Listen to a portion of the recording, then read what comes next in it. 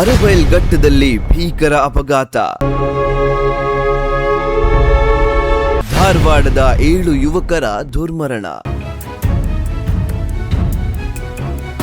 ಸ್ಥಳಕ್ಕೆ ಯಲ್ಲಾಪುರ ಪೊಲೀಸರ ಭೇಟಿ. ಅಪಘಾತದ ನಿಖರ ಕಾರಣಕ್ಕೆ ತನಿಖೆ ಚುರುಕು. ಅದು ಹೈದರಾಬಾದ್ ಕಾರವಾರ ರಾಷ್ಟ್ರೀಯ ಹೆದ್ದಾರಿ. ವಾರಾಂತ್ಯದ ರಜೆಯನ್ನ ಕಳೆಯಲು ಗೋಕರ್ಣ ಮತ್ತು ಧರ್ಮಸ್ಥಳ ಪ್ರವಾಸಕ್ಕೆಂದು ಆ ಸ್ನೇಹಿತರ ಬಳಗ ಖುಷಿಯಾಗಿ ಹೊರಟಿತ್ತು.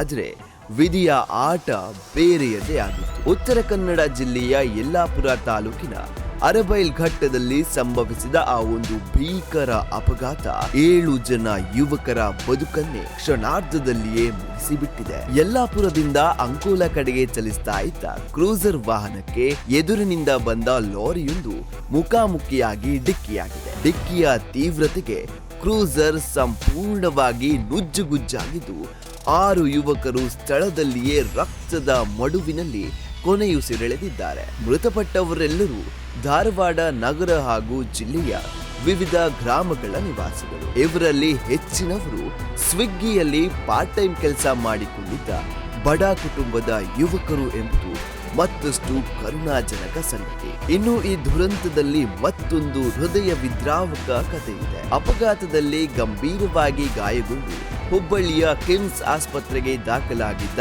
26 ವರ್ಷದ ಸಚಿನ್ ಹೆಬ್ಬಳ್ಳಿ ಎಂಬ ಯುವಕ ಚಿಕಿತ್ಸೆ ಫಲಿಸದೆ ಸಾವನ್ನಪ್ಪಿದ್ದಾನೆ. ಈತ ದುಬೈನಲ್ಲಿ ಕೆಲಸ ಮಾಡುತ್ತಿದ್ದು ಕೇವಲ 20 ದಿನಗಳ ಹಿಂದೆಯಷ್ಟೇ ತಾಯ್ನಾಡಿಗೆ ಬಂದಿದ್ದ.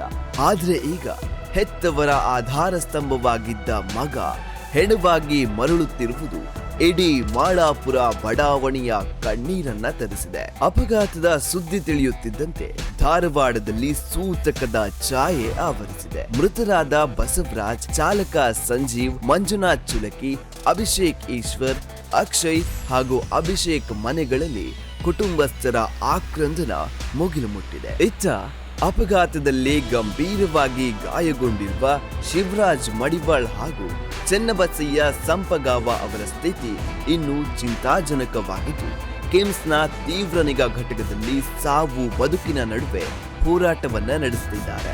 ಘಟನೆಗೆ ಸಂಬಂಧಿಸಿದಂತೆ ಯಲ್ಲಾಪುರ ಪೊಲೀಸ್ ಠಾಣೆಯಲ್ಲಿ ಪ್ರಕರಣ ದಾಖಲಾಗಿದ್ದು ಪೊಲೀಸರು ಸ್ಥಳಕ್ಕೆ ಭೇಟಿ ನೀಡಿ ತನಿಖೆಯನ್ನ ಕೈಗೊಂಡಿದ್ದಾರೆ. ಒಟ್ಟಿನಲ್ಲಿ ಪ್ರವಾಸದ ಖುಷಿಯಲ್ಲಿದ್ದ ಯುವಕರ ಪಯಣ ಹೆದ್ದಾರಿಯ ಭೀಕರ ದುರಂತವಾಗಿ ಮುಕ್ತಾಯಗೊಂಡಿದ್ದು ಹೆತ್ತವರಿಗೆ ಎಂದಿಗೂ ಮರೆಯದ ಕಣ್ಣೀರನ್ನ ಬಿಟ್ಟು ಹೋಗಿದೆ. Bureau report, Vishwaprakash T Malagonda, ASTV Kannada, Bengaluru.